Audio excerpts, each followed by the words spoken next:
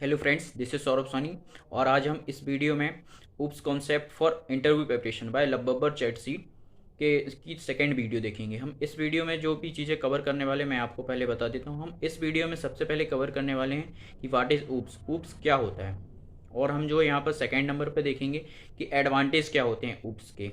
And जो हम third number पर देखेंगे वो होगा हमें यहाँ पे ऊप्स के जितने भी कॉन्सेप्ट हैं, सभी क्लास हो गया, ऑब्जेक्ट हो गया, इनहेरिटेंस हो गया, पॉलीमॉर्फिज्म हो गया, एनकैप्सुलेशन हो गया, एब्स्ट्रैक्शन हो गया, इनकी सभी की डेफिनेशन देखेंगे, प्लस इसके रियल वर्ल्ड एग्जांपल देखेंगे। तो फ्रेंड्स प्लीज़ हमारे साथ बने रहिए वीडियो के लास्ट तक।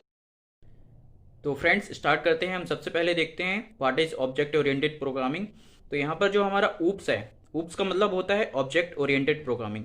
And OOPs procedural programming language is about writing procedure और function that perform operation on the data. जो हमारी प्रोसीजरल प्रोग्रामिंग लैंग्वेज होती है वो सिर्फ हमारी डेटा पर वर्क करती हैं। मतलब सी लैंग्वेज हो गई, ये हमारी सिर्फ डेटा पर वर्क करती है। वहीं पर हम देखें यहाँ पर while object oriented programming is about creating object that contain both data and function.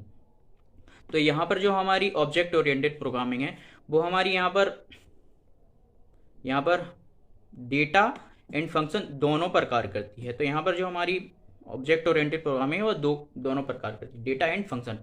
और यहाँ पर हम देख लेते हैं अब ऑब्जेक्ट ओरिएंटेड प्रोग्रामिंग है सेवरल एडवांटेज और procedural programming over procedural programming. मतलब यहाँ पर हमें ऑब्जेक्ट ओरिएंटेड प्रोग्रामिंग के बहुत सारे एडवांटेज हैं। तो यहाँ पर हम सबसे पहले देख लेते हैं। तो यहाँ पर हमारा जो सबसे पहला एडवांटेज है वो है OOPs is faster and easier to execute. जो हमारी ऊप्स है ऑब्जेक्ट ओरिएंटेड प्रोग्रामिंग, वह हमारी फास्टर है एंड इजियर है एग्जीक्यूट करने के लिए।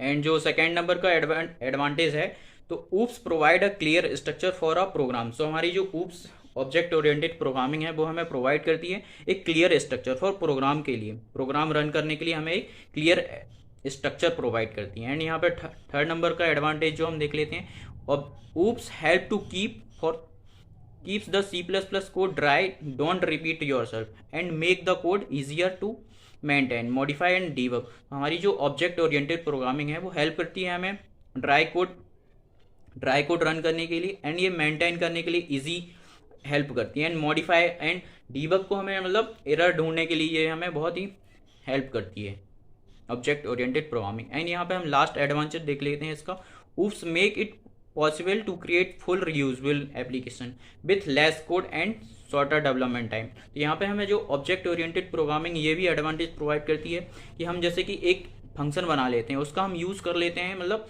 हमें कम टाइम पे ज़्यादा कोड, मतलब ज़्यादा कोड लिखने की ज़रूरत नहीं होती, हम यहाँ पे कम टाइम पे ज़्यादा काम कर सकते हैं। तो हमें यहाँ जो हमारी ऊप्स है यहाँ पर हमें इतने सारे एडवांटेज प्रोवाइड करती है। एंड अब हम दूसरे नंबर पे यहाँ पर देख लेते हैं कि थर्ड नंबर पे हम देख लेते हैं next real world example of oops. मतलब यहाँ पर हम देखेंगे सभी ऑब्जेक्ट ओरिएंटेड प्रोग्रामिंग के कॉन्सेप्ट एंड उसके रियल वर्ल्ड एग्जांपल। तो यहाँ पर हम फर्स्ट स्टार्ट करते हैं क्लास से।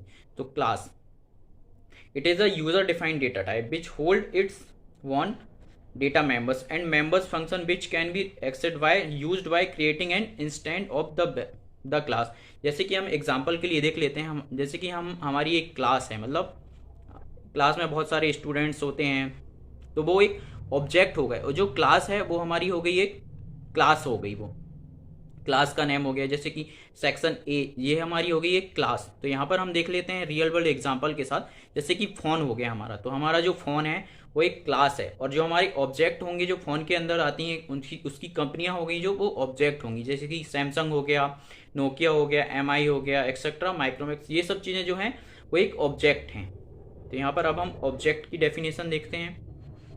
तो ऑब्जेक्ट है जो हमारा, object is a real world entity. For example chair हो गया, कार हो गई, पेन हो गया, मोबाइल हो गया, लैपटॉप हो गया, एक्सेट्रा, ये सब चीज़ें हमारी जो ऑब्जेक्ट हैं। In other word object is a entity that has state and behaviour. Here state means data and behaviour means functionality. तो यहाँ पर जो हमारी स्टेट मीन्स हो गया डेटा, और यहाँ पे फंक्शनैलिटी हो गई हमारी बिहेवियर। मतलब किसी भी चीज़ का डेटा वो हमारा हो गया स्टेट, एंड किसी भी चीज़ की जो फंक्शनैलिटी होती है मतलब बिहेवियर हो गया वो हमारा हो गया मीन्स फंक्शनैलिटी। तो यहाँ पर हम रियल वर्ल्ड एग्जांपल देख लेते हैं।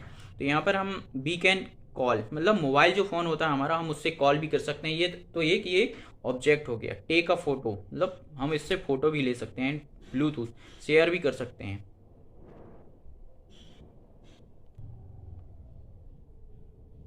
और अब हम देख लेते हैं नेक्स्ट यहाँ पर एब्स्ट्रैक्शन। तो हम देख लेते हैं एब्स्ट्रैक्शन क्या होता है। Use initial function without knowing background process is called abstraction. तो हम यहाँ पर एग्जांपल देख लेते हैं एब्स्ट्रैक्शन का। When we are making a call it only concatenate about the numbers and display that in screen, we really do not know how to connect the other number। तो जब हम कॉल करते हैं तो हमें सिर्फ स्क्रीन में नंबर दिखते हैं, लेकिन ये पता नहीं चलता कि वो हमें किस तरीके से कॉल जो है दूसरे बंदे को लग रही है और कैसे वो हमें कनेक्ट कर रही है। तो ये इसका एब्स्ट्रैक्शन का एग्जांपल है। एंड मैं आपको रियल वर्ल्ड एग्जांपल एक और बता देता हूँ। जैसे कि हम कार को स्टार्ट करते हैं तो हमें ये पता नहीं रहता कि वो कैसे स्टार्ट हो रही है, उसकी प्रोसेस क्या है, लेकिन वो स्टार्ट हो जाती है। तो इसका मतलब जब हम इनिशियल फंक्शन को यूज़ करते हैं लेकिन बैकग्राउंड प्रोसेस को नहीं जानते हैं, तो यहाँ पर एब्स्ट्रैक्शन होता है। तो अब जो हम नेक्स्ट देख लेते हैं, यहाँ पर नेक्स्ट हम देखेंगे एनकैप्सुलेशन। तो encapsulation bind together the data and function that manipulate the data and that keep both safe from outside interface and misuse. मतलब एनकैप्सुलेशन मतलब ये होता है डेटा एंड फंक्शन को एक ही यूनिट में बांधना, उसे एनकैप्सुलेशन कहते हैं। Means bind the data and function in single unit is called encapsulation. तो इसे एनकैप्सुलेशन कहते हैं। अब इसका रियल वर्ल्ड एग्जांपल देख लेते हैं। तो हम इसका रियल वर्ल्ड एग्जांपल देख लेते हैं। When we turn on Bluetooth, मतलब जब हम ब्लूटूथ को टर्न ऑन करते हैं, we can access the connect to other but no access to call और send message from that level is hidden from encapsulation. मतलब जब हम ब्लूटूथ ऑन करते हैं और जब हम दूसरे फ़ोन से कनेक्ट करते हैं तो हमें यहाँ पर एक प्रोसेस होती है जो कि हिडन फॉर्म में होती है, उसे हम एनकैप्सुलेशन। और यहाँ पर जो थोड़ा बहुत काम होता है वो एब्स्ट्रैक्शन का काम भी होता है। एब्स्ट्रैक्शन यहाँ पर एविएबल होता है थोड़ा सा।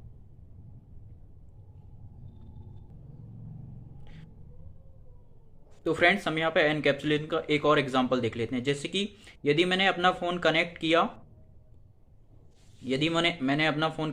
केजास के फ़ोन से, एंड केजास ने अपना फ़ोन कनेक्ट किया सुमैन के फ़ोन से, एंड बट मैं ये नहीं जानता कि मेरा फ़ोन कैसे एक्सेस कर रहा है सुमैन के फ़ोन से, सुमैन के फ़ोन में कैसे एक्सेस कर रहा है, एंड केजास का फ़ोन कैसे कनेक्ट है सुमैन के फ़ोन में। तो यहाँ पर जो हिडन फॉर्म है जो यहाँ पे, तो वहाँ पर जो है एनकैप्सुलेशन काम कर रहा है। तो यहाँ पर जो this is handle bye access specifier like public, private, protected and internal. ये इसके द्वारा एक्सेस हो रहा है। एंड अब हम जो यहाँ पर देखेंगे नेक्स्ट पॉलीमॉर्फिज्म। तो पॉलीमॉर्फिज्म में हम देखेंगे single object is multiple work is called polymorphism. मतलब एक ही ऑब्जेक्ट के मल्टीपल नाम होना, जैसे कि एक ही इंसान के दो नाम होना, तो यहाँ पे पॉलीमॉर्फिज्म होता है। मतलब एक मेरा नाम सौरभ सोनी है तो मेरा नाम शिवम भी हो गया। तो ये पॉलीमॉर्फिज्म मतलब सिंगल ऑब्जेक्ट के मल्टीपल फॉर्म। तो अब यहाँ पर हम एग्जाम्पल देख लेते हैं। तो यहाँ पर सिंपल एग्जाम्पल है कि मैंने अगर फ़ोन ऑन किया, मतलब फ़ोन ऑन करने के लिए भी एक ही बटन का यूज़ करते हैं, on and phone turn off करने मतलब स्क्रीन ऑफ करने के लिए भी एक ही बटन का यूज़ करते हैं। तो यहाँ पर हमारा पॉलीमॉर्फिज्म काम करता है। तो ये हमारा रियल वर्ल्ड एग्जांपल हो गया। मतलब हमने मोबाइल की स्क्रीन ऑन भी एक ही बटन से की एंड ऑफ भी एक ही बटन से की। तो यहाँ पर पॉलीमॉर्फिज्म होता है। और हम यहाँ पर लास्ट देख लेते हैं इनहेरिटेंस। तो inheritance means reusability of existing class is called inheritance. मतलब जो हमारी एग्जिस्टिंग क्लास होती है, मतलब एक क्लास हमने बना ली, अब उसकी जो फंक्शनैलिटी है, उसके जो फीचर्स हैं हमने यूज कर लिए एक दूसरी क्लास में, तो वहाँ पर हमारा इनहेरिटेंस काम करता है। Reusability of base class in super class is called inheritance. मतलब हमने बेस क्लास के जितने भी फीचर्स थे, फंक्शन थे, हमने उनको यूज़ कर लिया एक सुपर क्लास में, तो वहाँ पर हमारा इनहेरिटेंस काम करता है। जो हमारे इनहेरिटेंस हैं वो 4 टाइप के होते हैं। तो यहाँ पर हम देख लेते हैं, इसके टाइप्स भी देख लेते हैं इनहेरिटेंस के। तो यहाँ पर हमारा सिंगल लेवल इनहेरिटेंस, जैसे कि हमने रियल वर्ल्ड एग्जाम्पल देख लिया, मोबाइल हो गया, ये हमारा एक लेवल हो गया। एंड हमारा जो सैमसंग कंपनी है वो एक दूसरा मतलब उसकी कंपनी हो गई मोबाइल की। अब यहाँ पे हम देख लेते हैं दूसरा दूसरा जो टाइप है वो हमारा है इनहेरिटेंस का। दूसरा टाइप है जो हमारा मल्टी मल्टी लेवल इनहेरिटेंस, मतलब मोबाइल मल्टी लेवल इनहेरिटेंस हो गया। इसको हम ब्रीफ में देखेंगे आगे के लेक्चर्स में। जितने भी हम यहाँ पे टाइप्स बता रहे हैं उनको सबको एक डिटेल फॉर्म में देखेंगे आगे। एंड यहाँ पे थर्ड हो गया हमारा हेरारिकल इनहेरिटेंस, जैसे कि हमारी मोबाइल हो गया, मोबाइल मतलब क्लास हो गई एक, और उसके दो ऑब्जेक्ट हो गए, मतलब सैमसंग एंड नोकिया, दो मतलब कंपनियाँ हो गई। और यहाँ पे लास्ट में देखेंगे हम हाइब्रिड इनहेरिटेंस। तो इनको हम ब्रीफ में देखेंगे, आगे के जितने भी लेक्चर हैं हम उसमें देखेंगे। तो अगर आपको ये वीडियो अच्छी लग रही हैं तो please like, subscribe and share करें। और मैं आपको जो भी चीज़ें इन वीडियो में बताता हूँ वो बहुत ही इंपॉर्टेंट होने वाली हैं आपके इंटरव्यू प्रिपरेशन के लिए, कैंपस प्लेसमेंट के लिए, ऑफ कैंपस प्लेसमेंट के लिए। ये सब चीज़ों के लिए बहुत ही इंपॉर्टेंट होने वाले हैं, क्योंकि ऑब्जेक्ट ओरिएंटेड प्रोग्रामिंग से छोटे छोटे ऑब्जेक्ट क्वेश्चन आते हैं। ऑब्जेक्ट डिज़ाइन करने के लिए भी क्वेश्चन पूछता है इंटरव्यू। एंड और भी चीज़ें होती हैं जो कि छोटे छोटे फॉर्म में होती हैं, ऑब्जेक्ट और एमसीक्यू बेस्ड में भी होती हैं। तो ये सब चीज़ें बहुत ही इंपॉर्टेंट हैं। मैं आपको छोटे छोटे कॉन्सेप्ट एक क्लियर वे में बताऊंगा। तो आपने अगर अभी तक हमारे चैनल को सब्सक्राइब नहीं किया तो प्लीज़ सब्सक्राइब कर लें और न्यू बेल आइकन को प्रेस कर लें, जिससे कि आपकी न्यू वीडियोज़ की नोटिफिकेशन मिलती रहेगी, जिससे कि आप सभी वीडियोज़ अच्छे से देख पाएंगे और अपने इंटरव्यू प्रिपरेशन को एक अच्छे तरीके से कर पाएंगे। तो फ्रेंड्स, बस इस वीडियो में इतना ही। मिलते हैं अपन नेक्स्ट वीडियो में। Thanks for watching.